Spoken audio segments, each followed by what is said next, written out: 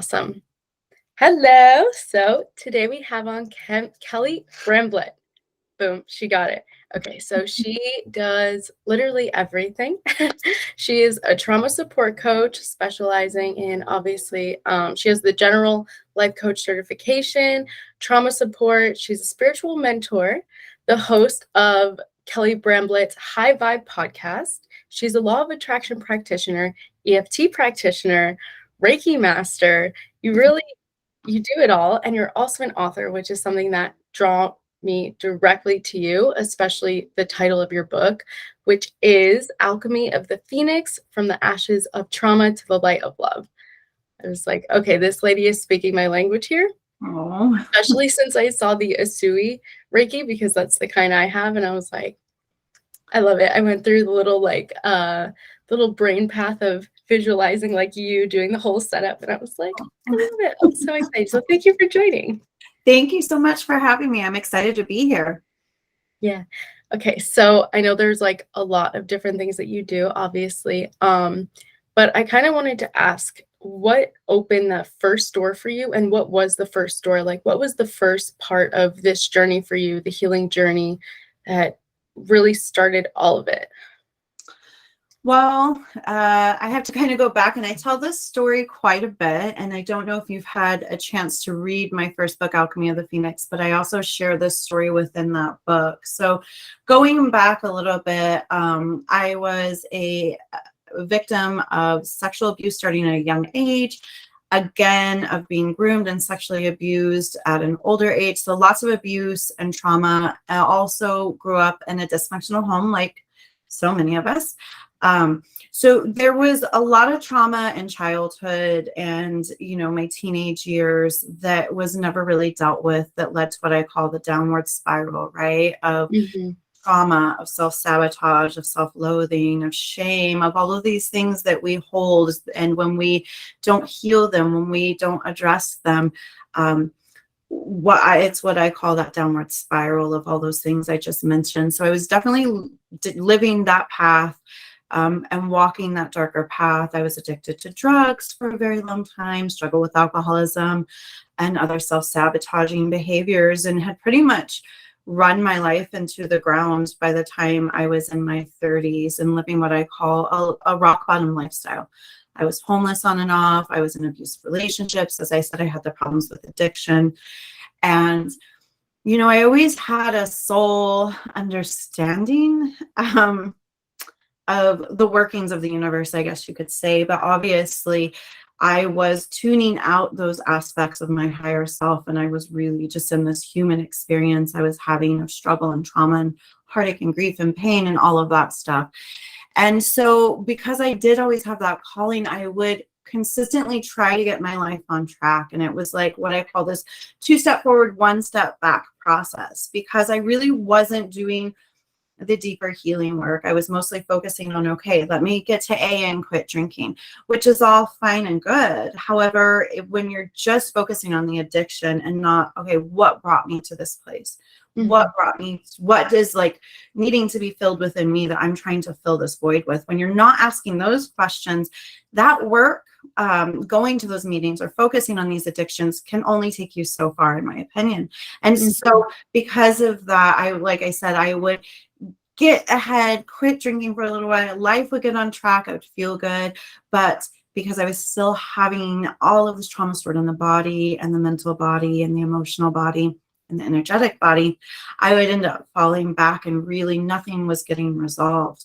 And then it was in 2016, I was in another abusive relationship at this time. I had just had, a crazy stream of debauchery that had, brought me to this very vulnerable place.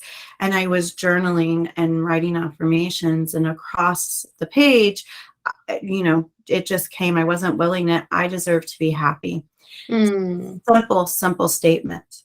But something in that phrase triggered this deep knowingness that inside I didn't really believe that. And it still gets me emotional when I tell the story. I tell it all the time. But I knew, because of the emotion that showed up, there was a part of me that didn't believe it that whole time. And it was this part of me that didn't believe it that was keeping me stuck. And the emotion that hit me when those words came across the page leveled me to the floor. I literally dropped to my knees and started screaming and crying and grieving, and sounds were coming out of me that sounded like a wild animal. Mhm. So much release, 30 something years of release coming out in that moment. And that experience was the turning point for me. Mhm. Finally, I realized there's deeper work that needs to be done. So the first step was I started doing my own healing work, obviously, long before I ever started trying to work with other, or even imagine that I'd be working with other people. It wasn't even on my Yeah. radar. I just knew that for myself and for my children, who at this point were in their teenage years, I'd already lost so much time with them. I just knew that I, for that first time ever, did deserve to be happy. And I was willing to do what it took to make that happen. And I started actively working on that with that intention. And it was a long journey. It wasn't like, oh, 2016, I'm healed. No, I mean, it was a continuous bringing myself back, failing, quote unquote, if that's what you want to call it, but returning to that mission and picking myself back up and realizing any progress is progress in the right direction. Mhm. And so life went along, and I'm on this healing journey, and things are getting better and better. And I'm learning more about myself. I'm learning more about my spiritual beliefs and all of these different things. And I got to a really great space. At this point, I Mhm. had attracted, at the time, a healthy partner, or what I perceived to be like the healthiest I'd have, you could say. In hindsight, I can see even that relationship still had some elements of dysfunction. But at the time, I mean, there was no abuse, there was mutual respect in a lot of ways. So it was like a very nurturing relationship that really gave me some space to grow within that. And so I started getting back to my writing and writing my blog. And, it all started out with me making jewelry, crystal jewelry. I And love it. I yeah, love it. I I make crystal jewelry too. I love it. yeah, I was wire wrapping and I was selling stuff, and that kind of was putting me in contact with people who were interested in some of these same things that I was and on the similar path. And I was following a woman named Emma Mumford, who's a pretty popular author, influencer, law of attraction practitioner in the UK. So Mhm. I've been following her for a while. And one morning, she wrote a post that said, "Do you want to be a spiritual author?" And for whatever reason, Spirit spoke to me very strongly, and every hair on my body stood up, and I was covered in chills. And I was like, okay, I hear you. That's Mhm. my calling card. I'm supposed to pay attention. I'd been far enough on my journey to understand that. And so I had no idea what I was going to write about, but I immediately reached out to her and I said, I'm interested. And she said, great, get me a book proposal, get it turned in, and we'll go from there.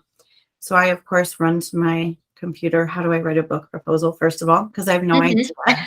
And also, I had a conversation with Spirit, with God, with Source, whatever you want to say. And I said, okay, if this is something you want me to do, I'll do it. But you got to tell me what I'm supposed to write about. And within 1 hour, the entire outline for my book, Alchemy of the Phoenix, Mhm. was in my head, and I was ready. And I had sat down, wrote out the book proposal, told kind of a little bit backstory of the specifics of my abuse, sent it over to her. She immediately got back to me and said, I'm very intrigued. Let's set up a meeting. We did a virtual meeting. And by the end of that week, I had a signed book contract. So through writing Alchemy, that's really when it opened the door for me doing this work on a larger scale. And Mhm. while I was in the process of writing that book, which was a huge healing experience, I was writing that in 2000, I believe the end of 2018, beginning of 2019. And obviously, just going through all that was like another huge, massive layer of healing that was happening. But I also realized the gravity of like the work I was doing in writing that book, and that this was going to go out to the masses. And so I started feeling like, I'm writing about trauma, but all I really am writing about on this topic is like how I healed my trauma, or how the processes I did. And I started feeling really called to begin getting those certifications. And Mhm. that's when I started certifying for all these different things. And like the Reiki for me started really because I wanted to be able to do self-healing for myself. And when I saw how supportive, loving, beneficial that was for the healing process, I was like, I need to continue this because it's something I knew I wanted to do with my clients as well. Mhm.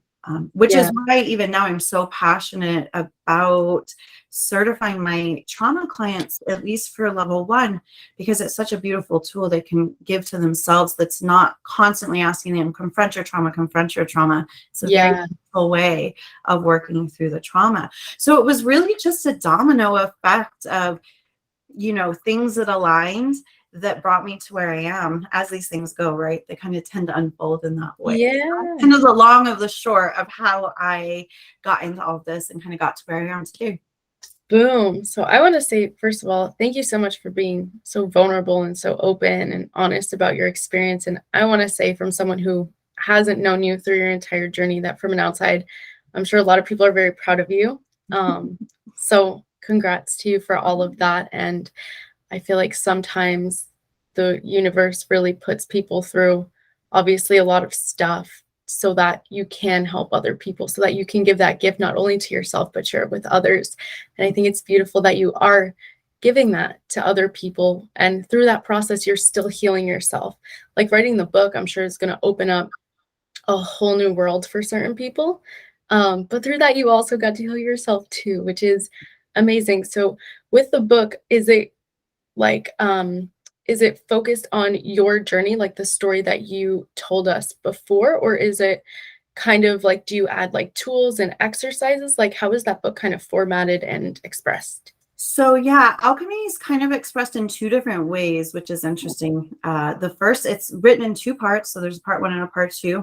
And part 1 is my story with trauma, because I really felt like I wanted to share that story, first of all, for myself, to give that a voice, that experience, because it had been something that was not talked about in my family, almost brushed under the rug. And that was an empowerment piece for me. I wanted to vocalize what had happened. And in some ways, looking back, if I'm being honest, a big part of that too was because I wanted my family to be confronted with this truth, because I felt like they should be. And I felt like it had been minimized and brushed under my whole life. And I was like, no, this is a big deal.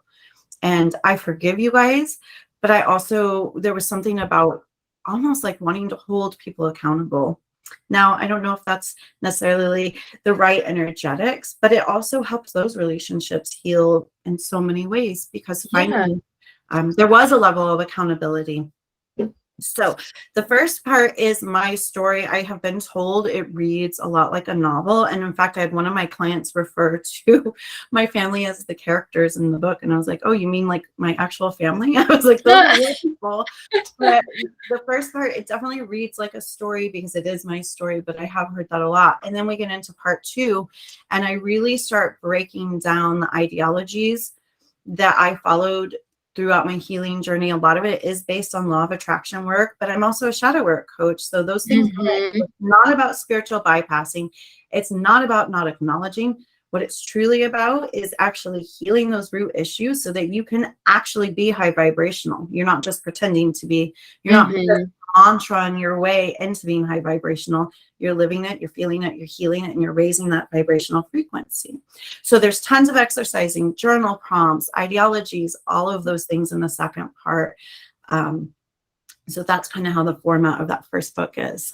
I love that. When I was doing all my research, for some reason I thought that the shadow work was the second book, but I love how it was just like part 1 and part 2. Like, this is my story and this is what can help you. So for someone who like doesn't really know anything about shadow work, how would you describe it on a more basic level? And how do you think, maybe like give an example of how it helped you or maybe helped your clients? Because I know some people hear shadow work and they're like, I have no idea what you're talking about. So how would you kind of break that down? So there's so many, first of all, misconceptions about shadow work, first of all. And I think because of a lot of like the mainstream spiritual movement, there can be a lot of confusion and hype and like misconceptions, but really you can just take out the word shadow and just say inner work, and that's all it is. And basically the type of shadow work that I practice is really just based on an observation of the subconscious mind, right? The things, if you think about, we only have awareness of about 5% of our thoughts, right? But every single thing that's happening in our world is being created by our thoughts, which Mm-hmm. means 95% of our thoughts that we aren't aware of are what are making up our current reality, right? So in that shadow aspect as well of these thoughts that we aren't aware of, there's our limiting beliefs that we've learned through our own traumatic experiences that we've been telling on repeat. There's conditioned thinking, things that we were taught growing up that maybe don't align with us anymore, but because it was something that was drilled into us. And we see that a lot with older generations. And a great example of what conditioned thinking looks like, if you look at the way that generations before have treated discipline, you know, even in my dad and mother's generation, it was, if you spare the rod, you spoil the child. So actually hitting and beating and spanking as a form of discipline was accepted by a society. Entirely. And it's completely unhealthy. We know that now. It's a terrible way to manage and treat little people, any people. Violence is never the answer. But that's like a really good example of the way conditioned thinking that is passed down generationally, intergenerationally, can take hold. It's our trauma, our wounding. It is the seed of our ego, even though our shadow isn't the ego, but it's the voice of our ego. It's the voice of our wounded inner child. So it's all these parts of ourself that are telling stories that maybe aren't supporting us. So the whole idea about shadow work is learning to uncover those subconscious narratives so we can tell a new story that supports us, so we can heal those things. And actually, I don't know if you're aware of this, but for anyone who is interested, actually I have 2 other books. And I have the Shadow Work Journal and Guide for Beginners, which is an introduction to discovering, healing your unconscious self. And this really explains in a really simple way the processes of shadow work, and has a ton of exercises to get people started on. I love it. I love it, especially like centering the beginner part, because I think it's really hard for people, especially with the overload of information that we're given on an everyday basis through social media. It's like, I'm working on my inner child, but do I need to work on my adaptive child too? And do I need to be doing my shadow work, when all of it is kind of under one umbrella? It's all about just working on yourself, working on your wounds, being aware, turning that attention inward and saying, okay, how is that affecting my present moment? But it does get so overwhelming. So I think sometimes we just need to knock off like all that we're seeing on an everyday basis and just go back to the basics. Like Right. what is the issue that we're presented with in our everyday life? Where does that come from, and how are we going to try to work through it? And of course, it does get deeper and deeper as you go through it. But for beginners, it can be so easy to get thrown into that spiral. And then it can turn people away from doing it too, because it's like, there's too much to do and I'm overwhelmed, so I'm just not going to do it. So it's always better to just start wherever you think you're meant to start, and then everything else just naturally unfolds from there. And I think too, with anyone who is currently doing this work, has done it, or is interested in, I think the most important thing going into it is we have to enter into shadow work processes with radical self-acceptance, self-love, and compassion. Because the first thing that happens, and the reason why we avoid it, is because we perceive these parts of ourselves as being shameful, right? There's something wrong with me, but really we're just human, and we're having a human experience, and your human experience and my human experience, and anyone who's listening, your human experience does not make you less than worthy of love, less deserving of anything. It just makes you human. So when we can look at these things within ourselves and accept it with love, the work actually gets a lot easier. Yeah, because you need to also not go into that comparison, and not go into, yeah, like exactly everything you said. One thing that I thought of when you were speaking was, people feel shame because they often don't feel worthy of what they feel because of the comparison. So someone might be listening to this and be like, well, I didn't have all of your experiences. I wasn't in abusive relationships. I didn't have drug addiction. So I'm not worthy of, like, I don't need to work on myself then. Because it's shameful for people to think like, I have issues, even though I don't have issues that are on this like grand scheme, you know, and they're not issues. They're just like a part of this experience that we're meant to go through. They're part of our soul's lessons that are meant to be uncovered and worked through. So it's accepting like this part of my childhood did impact me, and it's not at fault of anyone. It's not at fault of me. It's not at fault of my parents. I'm not looking for an issue. I'm just accepting it and being like, hey, it's okay. Push right through it. It's so true. And also, I think what is true in that is that none of us are getting out of this human experience unscathed. And we all have childhood trauma. Now, you're right. It's not always abuse. It's not always so evident or obvious. But when we start looking at our behaviors today and our cycles and going back to that conditioned thinking, we can almost always trace it back to, even if it's one experience we had in childhood. Maybe you were bullied. Maybe someone stood up in front of a group to do a speech and they completely bombed. And from that moment forward, they started telling a story. I'm not good at public speaking. I'm scared, you know, and now they can't stand up and speak in front of people. So I think that's the thing. And I talk about trauma comparison a lot, as in we need to not do it, you know, no, because my worst trauma that I experienced will feel in my body and in your body the same as your worst trauma feels to you. And really it's about staying in our own lane, right? And figuring out our own stuff and not really being so worried about someone else's experience ultimately. Yeah, I love that. As a coach, I know that you do have clients. So how do you deal with being potentially triggered from stories or situations that your clients are going through, and finding that separation of, okay, this is their experience, even though it may arise feelings within you? So, you know, because I do work in the trauma field, I hear some pretty intense things. Yeah. I mean, I'm just like, wow, like, how is this person even alive? Definitely, I do hear those things. But, you know, one thing I've been shown and I've come to understand is that I was meant to kind of walk in both worlds, both the shadow and the light. And I think spirit protects me in those ways. Like, for whatever reason, I really don't get triggered. I'm able to come into the space with people and really just hold a neutral space for them, which I feel like makes my work very potent and powerful. And I'm not getting out of those sessions and just being like, oh, I'm so drained, I'm so whatever. Like, in fact, I a lot of times even will feel energized from the work we're doing. It is all forward facing work. And so, you know, I guess it's not something I really had to deal with, believe it or not. I'm just not that easily triggered. And a part of me really feels like our society today is too triggered. We're too triggered. Like, everyone's walking around saying we need trigger warnings for this, trigger warnings for that. And in truth, it's nobody's responsibility to speak or behave or act in a way that you find pleasing. If you're getting triggered, then that's your work to do, not someone else's words to censor, if that makes sense. Yeah. And I think having that kind of attitude about that really, and perception, is another thing that really helps me in that area. Wow, I really like how you brought that up, because the first thing I thought of was always on social media, there's always like trigger warning, which can be very helpful, but at the same time, it is our own work.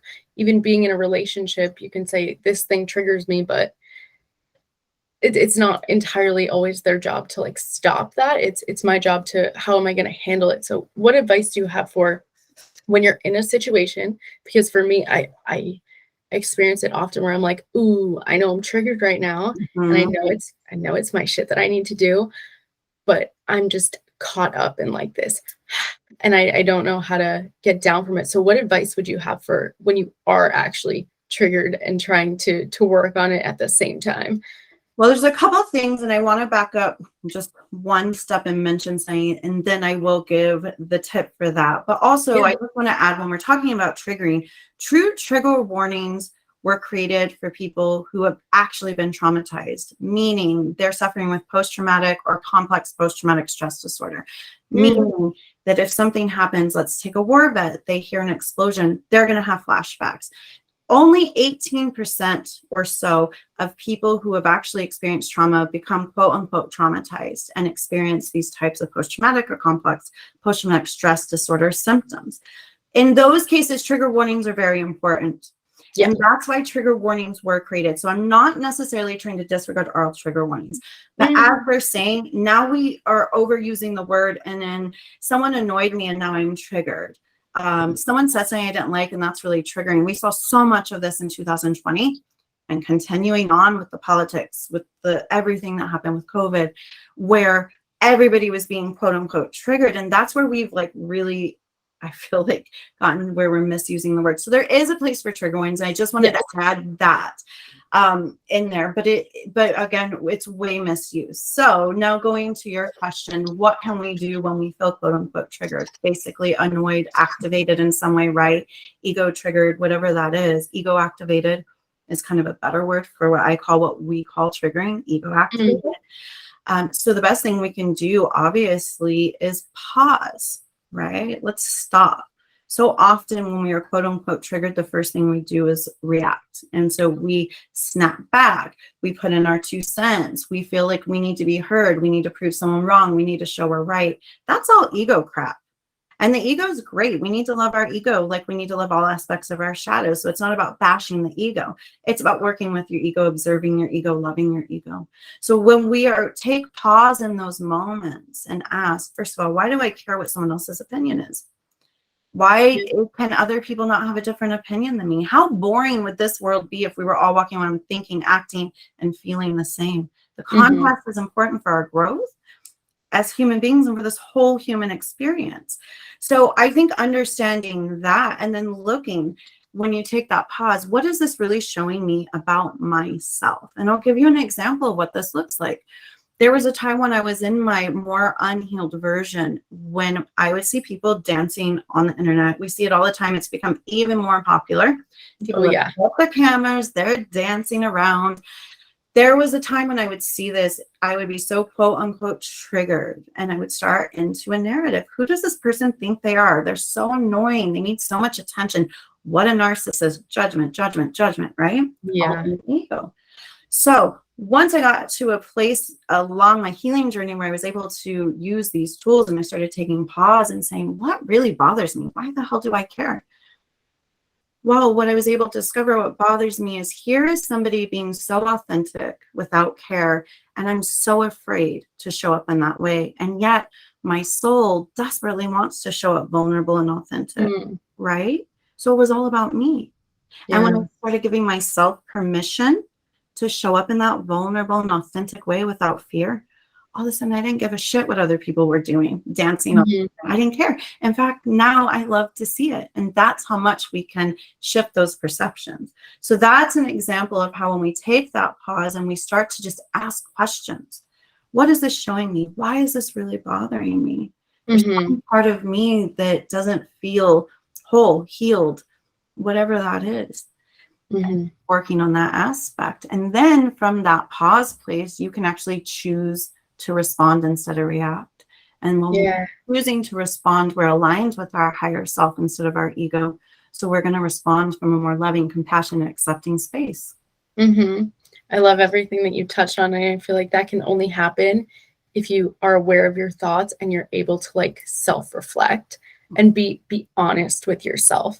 The other day I was in a situation where I just felt myself being a hater. Like I was sitting there, I'm like, I caught myself doing it, and I was like, like, where did these thoughts come from? What is spiraling? Like I was able to take a second and be like, okay, I'm feeling something uncomfortable. And then I was like, what am I thinking about? I'm like, oh my God, I'm just sitting here projecting my shit onto a bunch of people that don't deserve it. They don't deserve it. They literally are just all the way over there. And I'm sitting here with my arms crossed judging for no reason, like snap out of it. And the second I was able to catch that, I was able to be like, okay, we can, now I'm not triggered. I'm not irritated. I'm not annoyed. I'm not judging them. I see them. I see them as a person. I see them as me in another body, and I'm okay to do that. And it was a really nice experience to like, one, catch it in the middle of it, and two, to reflect and be honest with myself and not just not justify my thoughts and be like, well, you're right. She is doing this. She is doing that. She is acting this way. But to look at me and be like, no, you are doing that. You're the one that's acting that way right now. So it was a really nice experience. So I loved how you touched on all of that. So I want to talk so much about the law of attraction stuff because that's such a hot topic. And I don't know if you've seen it like trending everywhere. Lucky girl syndrome. Oh, no, I Oh haven't. my goodness. So I feel like maybe it's because of like my algorithm and stuff.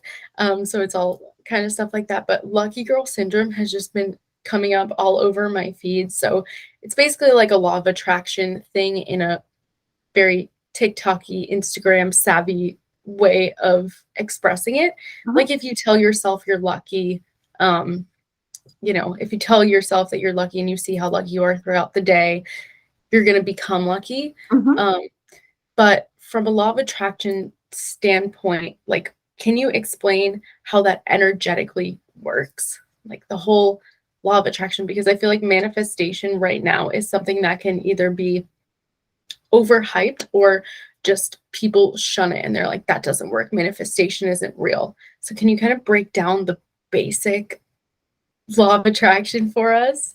Yeah, so law of attraction has been something I've been pretty passionate about for a while, even when I was in that two-step forward, one-step back phase. So it's something I've always had an understanding of for some reason. Like as a young child, I already understood that if I wanted something, believed in it, visualized it, that I would make it happen. Mm, And so it was like this knowingness that I had at a very young age. And then, of course, now I've gone on to certify as a law of attraction practitioner. And it's a big part of my work. And there is a lot of controversy around law of attraction, mainly yeah. because a lot of people don't understand it. And because there are a lot of people who are teaching it from that standpoint of fake it until you make it. And that just doesn't work. And the reason why is because when we're talking about law of attraction, it is not about what you're thinking necessarily. It's about how you're feeling, because Mm-hmm. how you're feeling is your vibrational frequency, right? So if we're feeling bad, if we're feeling shameful, if we're feeling depressed, if we're feeling down, from that low vibrational frequency, it's going to be really hard. You can say a million affirmations a day. You can write on your vision boards and create all your things. But if you do not have the energy to back it, you're going to feel like law of attraction doesn't work for you. And Mm-hmm. that's where shadow work, I feel like, really comes in. Because as I said, we actually begin to embody high vibrational frequencies through doing that work. So I think the first step with law of attraction is really looking at where is my vibrational frequency on a more regular basis, meaning Mm, day to day, how do I feel most of the time? Am I walking around, I'm so tired, I'm so burned out, I'm so busy, complain, complain, complain, complain? Or are you focused on all the good things that are happening? And here is the truth, and it's not about bypassing. We live in a human experience of contrast, meaning there is negative and there is positive, and that is present in every moment that you're alive in this physical experience. It's your choice. Where do you want to focus? And both are true. Both are true. There's not mm-hmm. one that's true and one that's, they're both there. But it's about where do you want to put your focus on, and where you put your primary focus on, it's going to begin to snowball in that direction. So gratitude is a huge aspect of law of attraction. Love gratitude. Yeah, what's working for you? Because I could sit here right now with you and tell you 25 things that aren't working for me. I can also Mm-hmm. sit here and tell you 25 things that are. So which one feels better for me to focus on? Well, Mm, the things that are working feels better. So based on that inner guidance system of what feels good, that will continue to lead you down the road of raising that vibration, raising that vibration. And from there, yes, you can consciously manifest. And this is what I like to tell people. Don't have to believe in manifesting. It's like not believing in oxygen. It doesn't really freaking matter if you yeah. believe in it. It's there. It's there whether you believe in it or not, right? So what it really is about is, do you choose to consciously manifest, or do you choose to let your subconscious manifest for you, right? Oof, And that's that's what it good. really comes into. And I choose to consciously manifest. So I don't know if that answered your question, but Yeah.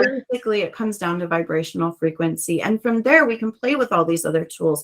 It's like I was listening to Abraham Hicks the other day, and they said something super important, which is the mantras and affirmations are great, but what's more important is how do you feel while you're saying them?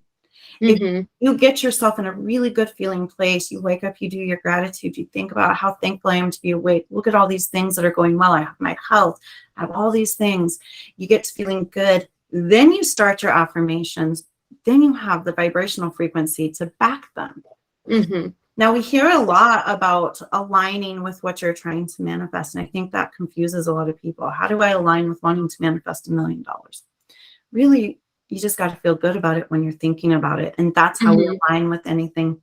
So if you want to manifest $1 million and while you're thinking about it, you think, oh, that's so unrealistic. It would never happen to me. It seems too attainable. That vibrational frequency is not going to get you the $1 million. But when you think about it, if you're excited, oh, that sounds fun. That's juicy to think about. That feels good to think about. Let me fantasize. Let me daydream about this really good feeling thought. Then you become a vibrational match for what you're trying to manifest. And it's really as simple as that. And like everything, I think we've overcomplicated these processes. Feel good, get your vibrational frequency up, think about what you want, and then release it after that. Don't harp on it. Because when we begin to obsess over it, then all of a sudden we've switched from looking at it from a mindset of abundance to looking at it from a mindset of lack, longing and lack. So I love that. There's so many things that go into it, especially what you talked about with the shadow work, because in order to believe and get into that feeling state of, I am capable of making this amount of money, I'm capable of getting this job, you have to do the work of letting go of self-doubt, understanding where your self-worth is at. And all of that comes from what's inside. You can't believe that you can do all of these grand things if you're not looking at the part of you that's telling you you can't. So you first need to work on that. That's something that I've been doing, is letting go of self-doubt so that I can feel excited about those things, because my motivation definitely goes up and down, but I've always said, but my consistent is up. But what I really need to do is just stop the self-doubt, and the motivation is going to keep going up. And another thing is, what I've been doing lately is setting an intention in the beginning of my day to, I mean, I guess it depends. I change it every day. I try to have a new one every day, but I feel as though the days where I say, I want to find the good in my day, I want to be grateful for even the most annoying things of my day. I want to say, this was part of what I was supposed to do, or I'm so grateful to experience this. I'm so grateful that this is a lesson. And of course, in the beginning, it's a little hard because you're stuck in the everyday, like, oh my God, this is so annoying. You're stuck in those like routine complaints. right. But when you actively set the intention to, today, we're not doing that, just for today. We're not doing it forever, just for today. That's what we're going to do. It makes it so much easier, and you go through your day so much lighter. Yeah. Like I work at a restaurant, besides the other stuff I do. And sometimes I go in there and I'm like, I'm just gonna like enjoy it. Like, I'm just gonna, if someone's being rude to me, I'm just gonna say, all right, it doesn't matter. I'm grateful that I'm here. I'm grateful I have a job. I'm grateful I'm making money. And it completely changes my experience. I can go in there and have the experience of dread, and I don't want to be here, and this is frustrating, and I should be somewhere else in my life. Or I could show up and be excited and grateful and happy about it. Regardless, I'm still showing up. Yeah. I'm still showing up. So it's how am I going to be there while I'm in that experience? Yeah. Me showing up to work is not going to change. I have a job. Like, I have to go. Am I going to go there and be grumpy and angry and frustrated and mad? Or am I going to be there and, I'm grateful, I'm excited, I'm making money. A really great and easy mantra I love for exactly what you're talking about is, I'm satisfied. And if you walk through your whole day saying, I'm satisfied, and looking for reasons, why am I satisfied? I'm comfortable, I'm warm, I'm cozy, I'm surrounded by people, I'm laughing, I'm happy, whatever that is. But working with that mantra, I'm satisfied, all day long, really helps to bring us to the exact place you're talking about. And it's so powerful. Yeah. And then also leaving the comparison out of the equation. We lose our satisfaction a lot of the times because we should be where other people are. Well, I see her doing this, I see them doing that. Doesn't matter what they're doing. If you're happy and you didn't have so much information coming at you and so much comparison so easily accessible, then you'd probably be a little happier, more satisfied, because you're not doing the comparison. And then again, comparison falls into self-work and shadow work and all Yeah. that fun stuff. Something that really helps with the comparison, or at least has helped me along the way, is when I remembered how expansive we truly are. Mm, Remember that we are on a soul journey, not a life journey. Why am I yeah. rushing? Why do I feel like I need to be anywhere other than I am? I have an eternity to keep on doing this as long as I want. Anything's possible. And when we start to see ourselves as the expansive beings we are, I feel like comparison starts to fall away so easily because it really doesn't matter anymore. Mhm. We're have a knowingness that we're exactly where we're supposed to be, and we trust that journey. Yeah. Oh, I love that so much. You make me feel so much more like safe. Like hearing you talk, I'm like, yeah, you're right. I could take a chill pill. I'm all good. Yeah. I love it. So what would be, from your experience, your favorite like healing moment, not with yourself, but with someone else? Like maybe a Reiki session that you left there and you were like, holy crap, this just happened. What was your favorite one?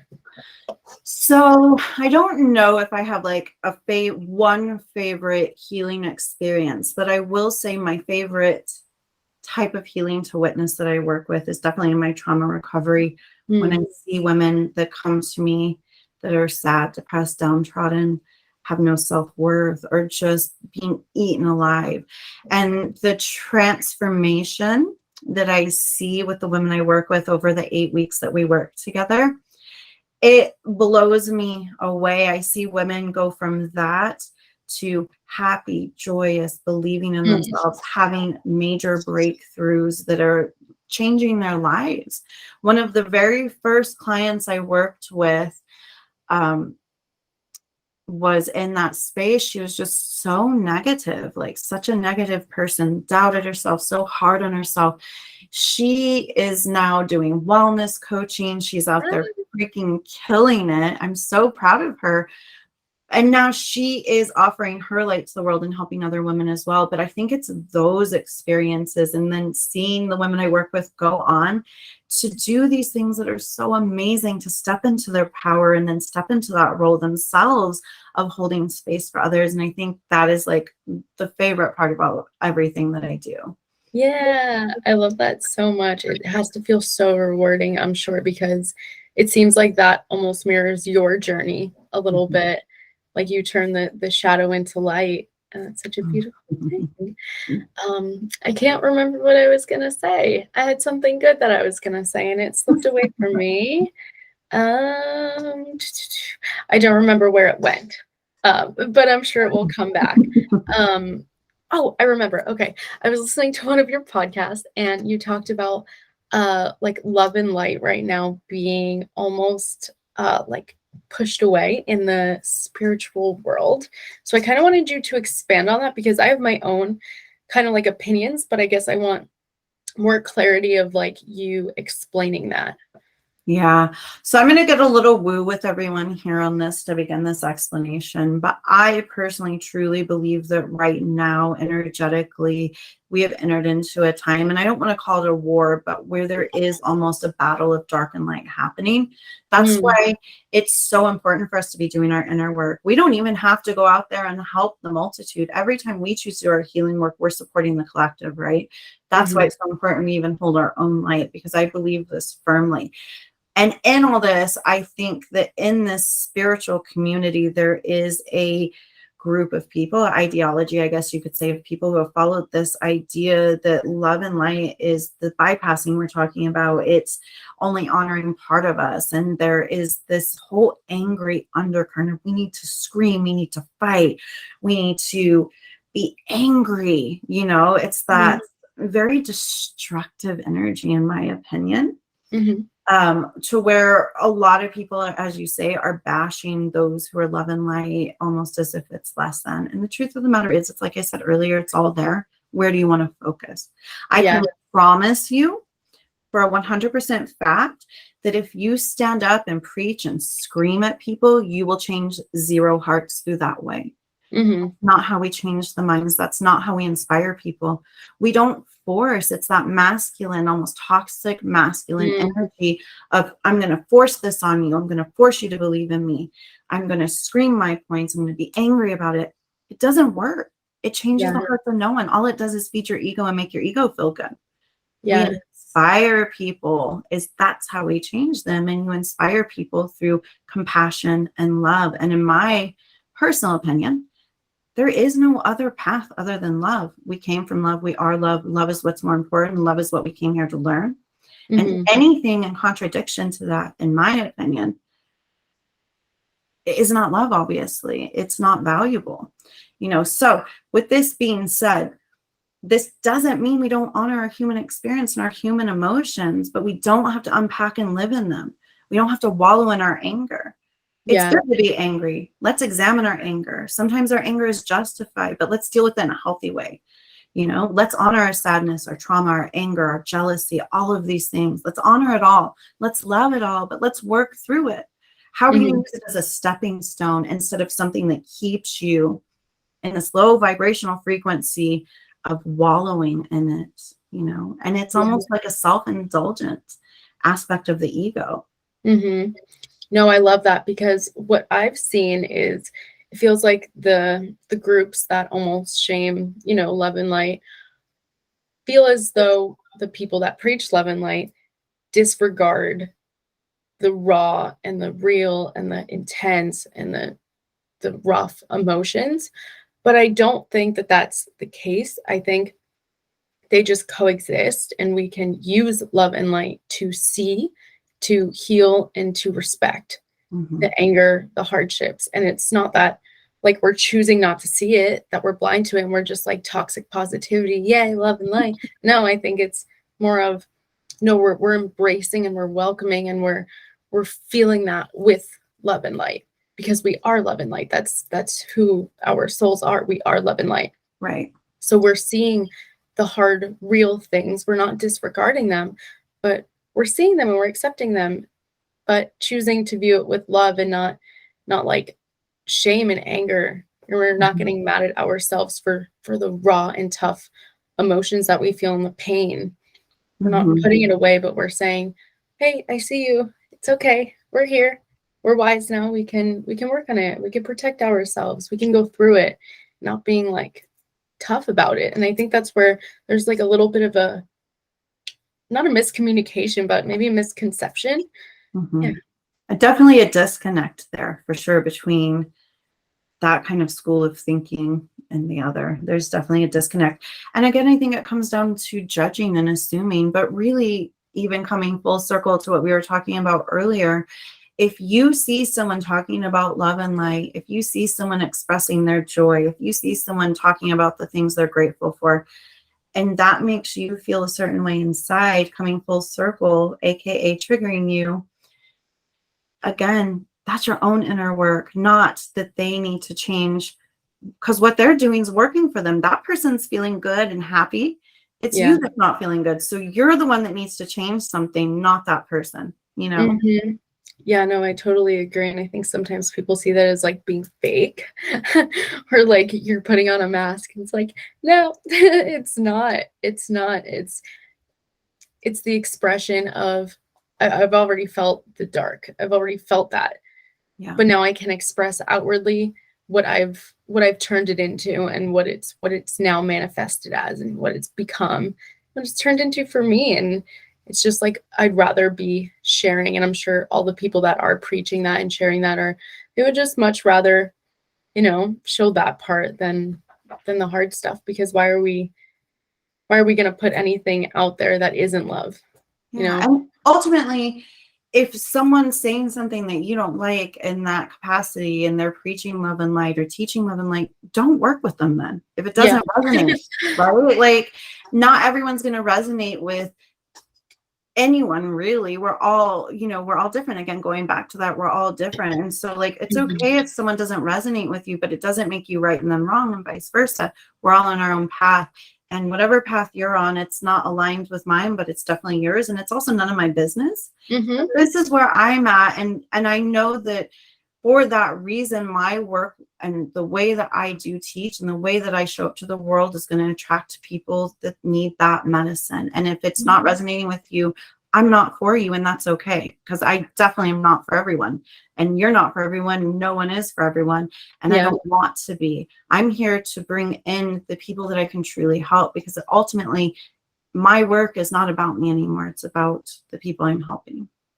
Yeah, that's something I definitely learned when I ventured out into Instagram. And my first, like, there were some people that commented some just like outrageous things.